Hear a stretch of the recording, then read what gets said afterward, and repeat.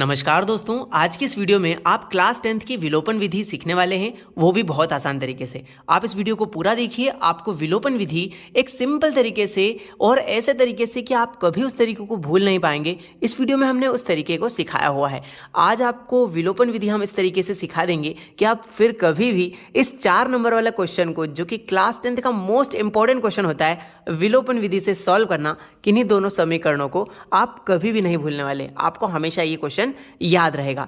चलिए शुरू करते हैं। यहां पर अगर आप क्लास 10th में हैं तो आपको 2 समीकरण को हल करना होता है, वो भी विलोपन विधि से, जिसमें पहला समीकरण दिया है 3x + 4y = 10। जो पहला समीकरण है उसे हम नाम दे देंगे समीकरण नंबर 1, क्योंकि वो पहला समीकरण है इसलिए समीकरण नंबर 1। दूसरा समीकरण है 2x + 2y = 2, इसे नाम दे देंगे समीकरण नंबर 2। दोनों ही समीकरणों को हमने नाम दे दिया, पहला समीकरण 1 और दूसरा समीकरण 2।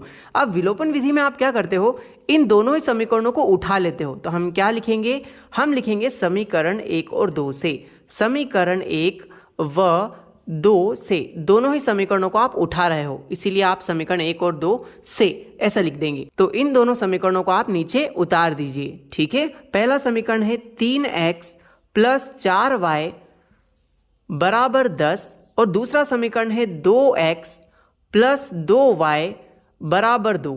दोनों समीकरणों को उतारने के बाद आपको विलोपन विधि शुरू कैसे करना है, ध्यान दीजिएगा। आपको यहां पर गुणा के 2 चिन्ह लगाने हैं। अब यहां पर आप सोचोगे कि किन नंबरों से गुणा करने वाले हैं। आपको बहुत अच्छी सी ट्रिक याद रखनी है कि x के जो भी गुणा में यहां नंबर लिखे हैं, तो यहां पर x के गुणा में 3 लिखा है और नीचे x के गुणा में 2 लिखा है। आपको इन दोनों नंबरों का क्रॉस में मल्टीप्लिकेशन करके लिख देना है। मतलब 2 का गुणा आप ऊपर कर दोगे और 3 का गुणा आप नीचे वाले समीकरण में कर दोगे। इसे आप क्रॉस मल्टीप्लाई की तरह याद रख सकते हो दोस्तों, कि 3 का नीचे वाले समीकरण में गुणा करेंगे, 2 का ऊपर वाले समीकरण में गुणा करेंगे। चलिए अब दोनों का गुणा कर देते हैं। इस 2 का गुणा पूरे समीकरण में करते हैं। आइए कैसे देखते हैं ध्यान से।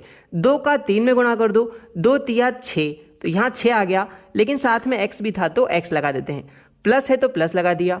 अब 2 का गुणा 4 में कर दो, 2 चौके हो जाएगा 8 और साथ में y भी था तो y लगा दिया। बराबर है तो हमने बराबर वैसा का वैसा ही लिख दिया है। 2 का गुणा आप 10 में करेंगे, 2 धाम हो जाता है 20। अब आपने इस 2 का गुणा इस पूरे समीकरण में कर दिया है। अब उसी प्रकार इस 3 का गुणा भी नीचे वाले समीकरण में कर दो। चलिए करते हैं। 3 का गुणा 2 में करेंगे, 3 दूनी 6 हो जाएगा, लेकिन साथ में x भी था तो आप x भी लिख दीजिए। अब 3 का गुणा 2 में करेंगे तो फिर से 3 दूनी 6 हो जाएगा और साथ में यहाँ y भी था तो y एज इट इज आ जाएगा। बराबर है तो हमने यहाँ बराबर लगा दिया है। अब क्या बचा है, 3 का गुणा 2 में करेंगे, 3 दूनी 6। लीजिए दोस्तों, विलोपन विधि हम क्यों करते हैं, ताकि हम x के जो भी गुणा में नंबर है उन्हें बराबर कर देते हैं। तो यहाँ पर देखिए, x के गुणा में यहाँ भी 6 है, x के गुणा में यहाँ भी 6 है, मतलब आपने x के गुणांकों को बराबर कर दिया। जैसे ही गुणांक बराबर हो जाते हैं आपको सभी चिन्हों को बदल देना है, यानी आप दोनों समीकरणों को घटा लेते हैं। तो यहाँ लिख देते हैं घटाने पर। घटाने पे क्या होता है, सभी के चिन्ह बदल दिए जाते हैं। प्लस का 6x है तो ये पलट के माइनस का हो जाएगा, प्लस का 6y है तो ये भी बदल के माइनस का 6y हो जाएगा, यहाँ पे प्लस का 6 है तो ये भी माइनस का हो जाएगा। आइए अब इनको सॉल्व कर लेते हैं। प्लस का 6 और माइनस का 6 तो कट जाएंगे, क्योंकि आप जानते हो प्लस माइनस होता है माइनस। 6x में से 6x गए तो 0x बचेगा, मतलब कुछ भी नहीं बचने वाला। आगे बढ़ेंगे, प्लस माइनस, ये नीचे वाले चिन्ह का बहुत अच्छे से ध्यान रखना, क्योंकि नीचे वाला चिन्ह ही आपका पर्सनल चिन्ह हो गया है। अब प्लस माइनस होता है माइनस, यानी आपको घटाना है। 8y में से 6y चले गए तो कितने y बचेंगे, 2y बचेंगे। बराबर 20 और माइनस का 6, मतलब 20 में से 6 गए तो कितने बचेंगे, यहाँ पर बचेंगे 14। अब आपको यहाँ से y का वैल्यू दोस्तों निकाल लेना है। यहाँ पर y की गुणा में 2 लिखा है, बराबर के उधर वो भाग में चला जाएगा, तो क्या आ जाएगा, y = 14/2। जो गुणा में 2 था वो भाग में उतर आया। ठीक है, 2 एकम 2, 2 सती 14। बधाई हो, आपका y का वैल्यू निकल के आ गया दोस्तों। y का मान हमारा आया है 7। कितना आया है, y = 7। आपका एक वेरिएबल यानी एक चर का वैल्यू आ गया है आपके सामने।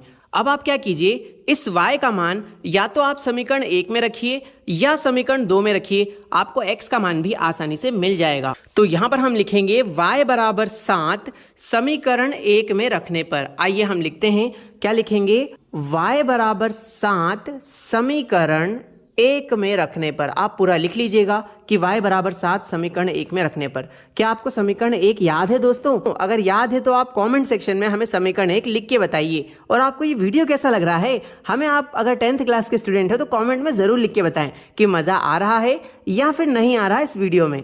तो यहाँ पर y बराबर 7 समीकरण 1 में रखना है। पहले समीकरण 1 ढूंढो, कहाँ है, ये रहा, जो कि है 3x + 4y बराबर 10। तो यहाँ लिख लेते हैं 3x + 4y बराबर 10।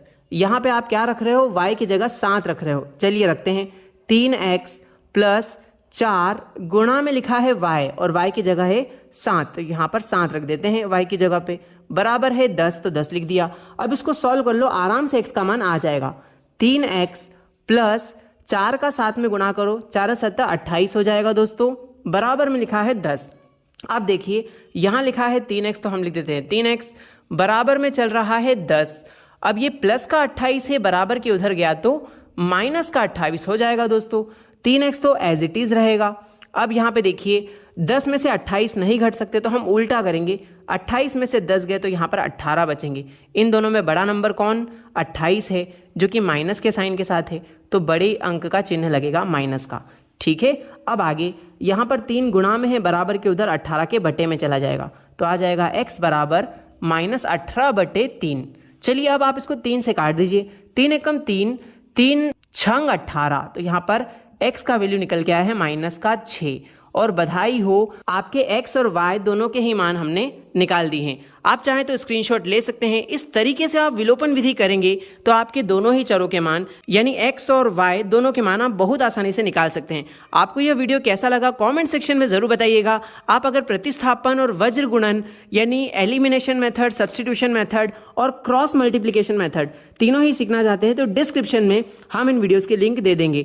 2 चर वाले रैखिक समीकरण हल करने के लिए सारे के सारे क्वेश्चन हम डिस्क्रिप्शन में डाल देते हैं दोस्तों। थैंक यू सो मच आपका वीडियो देखने के लिए।